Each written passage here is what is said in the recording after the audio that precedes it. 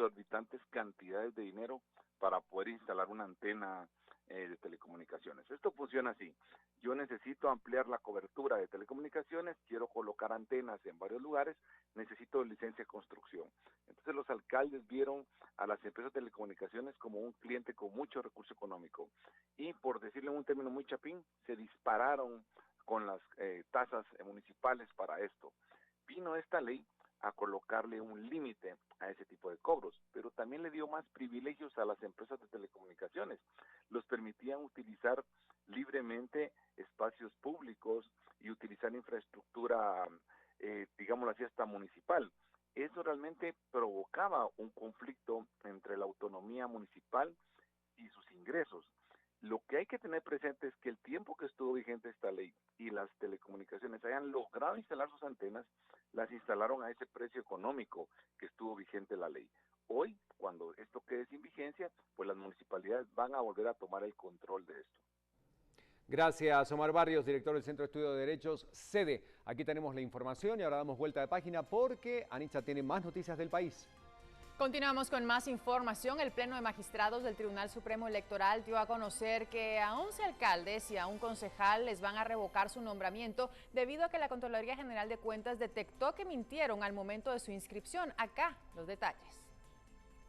Los fundamentos se basan a que según la Contraloría General de Cuentas, 20 alcaldes y un concejal al inscribirse ante el Tribunal Supremo Electoral negaron ser contratistas del Estado. Sin embargo, una vez en el cargo volvieron a realizar negocios con el gobierno. El TSE evaluó la situación y detectó la anomalía que les costó la alcaldía. Y en consecuencia este tribunal acordó declarar la nulidad de la inscripción de todos esos ciudadanos y en consecuencia se revoca la adjudicación que se le hiciera oportunamente. Los nombres de los alcaldes a quienes se les apartará del cargo son Luis Alfredo Ramírez del municipio de Cabañas, Zacapa, Edwin Méndez de San Pedro La Laguna, Sololá, Edgar Ovalle de San Antonio Suchitepeques, Jerónimo Martínez de Huehuetenango, Julio Ambrosio de San Pedro Necta, Huehuetenango, Gregorio López de Soloma, Huehuetenango, Carlos Córdoba de Chajal, Alta Verapaz, Luis Ortega de Hualán, Zacapa, Ramiro Soto de San Miguel Iztahuacán, San Marcos, Sergio Ávila de Malacatancito, Huehuetenango, Rafael Hernández de Concepción Chiquirichapa, Quetzaltenango y Elías Godínez, concejal de la Municipalidad de San Pedro Zacatepeques, San Marcos. El presidente Jimmy Morales supervisaba la elaboración de escritorios que serán pagados con militares. Con esto se suma una serie de atribuciones encomendadas al ejército. Pese a estar fuera del alcance del mandato, los primeros 50 pupitres fueron donados a la escuela Nelida Montenegro, viuda de Méndez, ubicada en la colonia Santa Fe, zona 13 de la capital. El presidente Jimmy Morales ha asignado tareas al ejército que están fuera de su competencia, desde el mantenimiento de la infraestructura vial, el apoyo a la seguridad civil y ahora la construcción de escritorios escolares. Morales supervisó el ensamble de 2.500 pupitres en donde antes se elaboraba material de guerra del ejército. El monto aproximado de cada uno es de 122 quetzales que pagarían oficiales y otros elementos de menor rango. La orden que yo le di al ejército de Guatemala fue construir escritorios. Y de ello salió la propuesta de que los oficiales del ejército, no son los soldados, son los oficiales del ejército, o sea, todos aquellos que tienen un grado, van a donar y salió de ellos. Estamos hablando ahorita garantizado material para 2.500 escritorios, que es la cantidad de oficiales que hay. Aquí también puedo decirles que debido a esa voluntariedad de los oficiales, también hay especialistas. También hay personal de tropa que se contagió por esta noble causa. Y ante las constantes críticas que ha sido blanco la institución, el presidente negó que se intente limpiar su imagen con acciones como estas. Estar hablando de quererle lavar la cara a una institución porque está haciendo obra que la necesitamos como guatemaltecos. No sé si eso sea una lavada de cara. Yo creo que es una actividad muy noble que está haciendo una institución, y si el ejército no tuviera la capacidad, no se lo hubiera pedido a esa institución, sino se lo hubiera pedido a otra institución. Los primeros 50 pupitres fueron donados a la escuela Nélida Montenegro, viuda de Méndez, ubicada en la colonia Santa Fe, zona 13 de la capital. Y en cuanto al tema de la crisis en la red hospitalaria nacional, el ministro de Salud asegura que de no recibir un aumento presupuestario y de no decretarse estado de calamidad pública, la crisis va a continuar y no se podrán abastecer los diferentes centros asistenciales. Sin embargo, recién instaladas, las nuevas autoridades tuvieron la intención de decretar el estado de calamidad. Sin embargo, 24 horas después, el primer anuncio dio marcha atrás. 200 millones de quetzales solo para marzo es lo que necesita el Ministerio de Salud para poder abastecer la red hospitalaria. Sin embargo, también necesita que el presidente declare estado de calamidad para cumplir con la orden de la Corte de Constitucionalidad de dotar de medicinas e insumos a los centros asistenciales en 30 días, pues con esta medida podrían hacer compras por excepción. Así lo explicó el ministro en una citación. Si no se nos dan los fondos necesarios, podríamos llegar hasta el mes de agosto o septiembre probablemente, y ahí ya no podríamos continuar con compra de medicamentos. La Comisión de Salud del Congreso está de acuerdo con declarar el estado de calamidad por la crisis en el sistema de salud. Algunos hospitales tienen niveles muy bajos de medicinas e insumos, pero aclaran que debe hacerse de manera transparente. Al día de hoy tenemos desabastecidos los hospitales, tanto Roosevelt como el General San Juan de Dios, en índices de medicamentos esenciales abajo del 15%. Eso tiene un tiempo perentorio que debe acatarse en un periodo de 30 días y ya hay un plan de trabajo por parte del Ministerio de Salud, pero para poderlo llevar a cabo se debe decretar ese estado de calamidad. El Ministerio de Salud también ha solicitado un aumento de 1.100 millones de quetzales para este año, pero dependerá de los espacios presupuestarios que logre conseguir el Ministerio de Finanzas.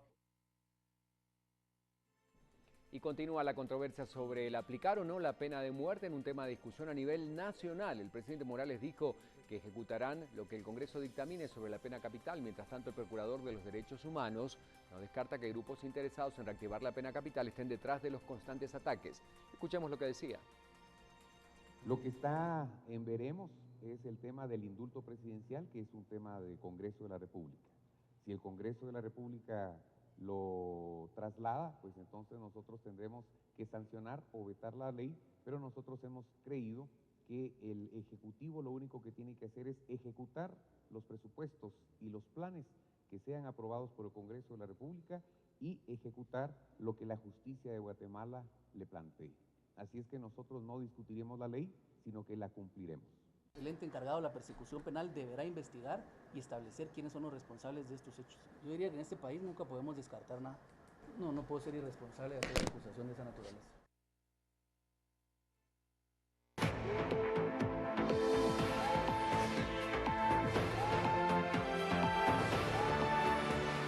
Seguimos hablando de lo que sucede en nuestro país, la información departamental. Colocamos en pantalla esta portada que nos traslada hacia el occidente del país con el Quetzalteco. Un robo a cada 4 días en Xela, último hecho en una cafetería en la zona 3.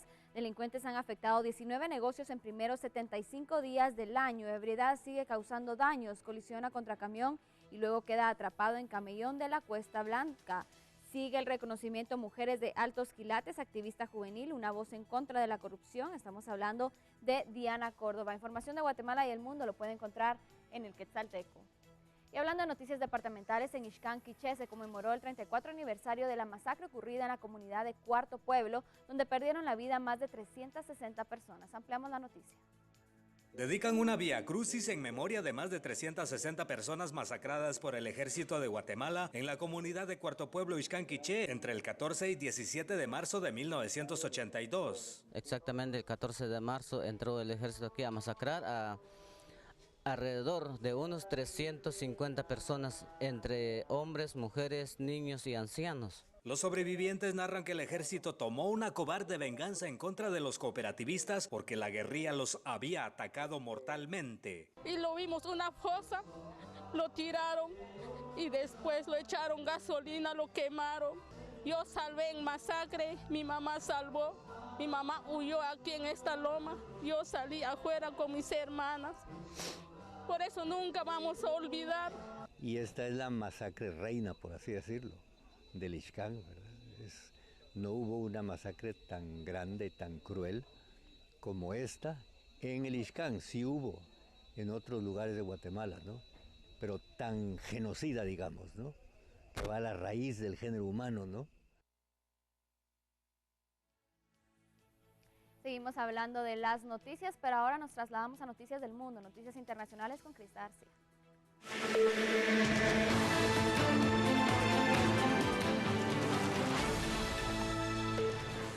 Seguimos compartiendo más información internacional y vamos con nuestro segundo diario y nos vamos ahora hasta Chile a ver lo que dice este periódico de El Mercurio en esta mañana de miércoles. Igualmente siguen compartiendo información de las elecciones primarias de Estados Unidos. Marco Rubio abandona la carrera hacia la Casa Blanca luego de dura derrota ante Donald Trump en Florida. También allí vemos la protesta de diversos contratistas forestales en 3 regiones de este país y también ponen fin a Enesis, Endesa y Chilena. Dice la decisión de Enel de unificar marcas de Chile que abriría una nueva división en directorios. También hay una acusación de ex líder de PT que compromete a Lula y a la presidenta Rousseff en casos de corrupción y soborno. Es lo que destaca esta mañana el diario del Mercurio en Chile.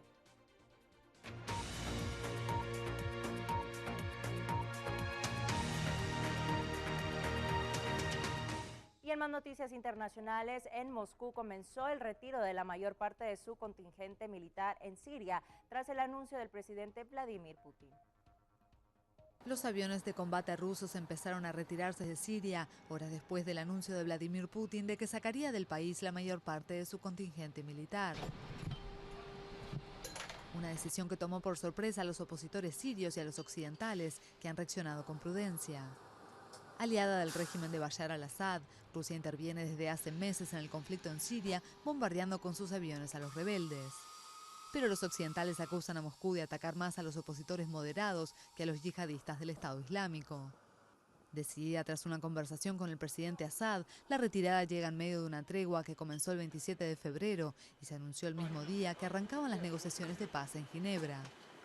Mientras tanto, los yihadistas del Frente al-Nosra, la filial siria de Al-Qaeda, consideran que Rusia ha sufrido una derrota y anunciaron que lanzarán una ofensiva en el este de Siria en las próximas 48 horas. Y al cumplirse 5 años del conflicto sirio, los opositores al régimen de Bashar al-Assad salieron a las calles esperanzados en que cese al fuego y este sea definitivo. El conflicto en Siria cumple 5 años. Residentes de Alepo, opositores al gobierno de Bashar al-Assad, salieron a las calles esperanzados por un posible cese al fuego definitivo.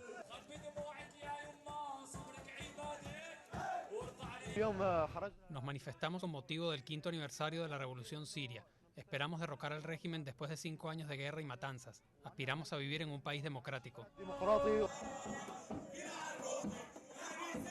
La guerra en Siria, que empezó en marzo de 2011 tras la represión del régimen contra manifestaciones prodemocráticas, se ha convertido en un conflicto donde han muerto cerca de 270.000 personas y la mitad de la población ha tenido que huir del país.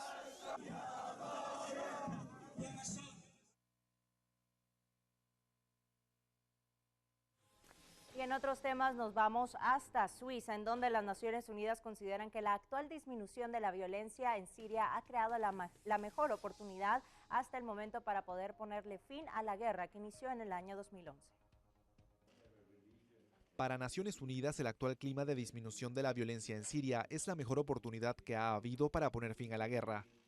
Con el repliegue ruso y una tregua interna en vigencia, la comisión que investiga el conflicto abogó por que el Consejo de Seguridad y los estados influyentes refuercen el proceso de paz. Apoyar firmemente el proceso político que ofrece la mejor oportunidad hasta ahora desde 2011 para poner fin a la guerra en Siria.